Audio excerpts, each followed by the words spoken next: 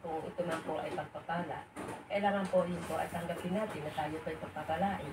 Kung ang sinasabi naman po natin na tayo po ay yayaman, ang kinin po natin yun. Dahil yun po ay naririnig ng Panginoon Jesus na kung sa ating puso ay yun po ay taos-puso na tayo yayaman, paniwalaan lang po natin yun dahil ang sabi nga po sa salita ng Diyos na kung ano yung binubuka ng ating bibig, yun po yung mangyayari. Ako, sila na ba ba? Sabi, ang ganda ko ng polo. Ang ganda ko ng polo. Sabi nga po doon sa salita ng Panginoon, kung ano po yung binubuka ng ating bibig, yun po yung mangyayari. Ngayon,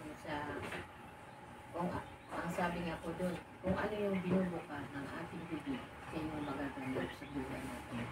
Ngayon, kaya kailangan po sa bawat buka po ng ating mga bibig o bawat salita po na lalabas po sa ating bibig, kailangan na ito po yung ingatan natin at isipin natin kung ang bawat buka ng ating bibig kung ito po ay makakapit sa atin o makakabuti.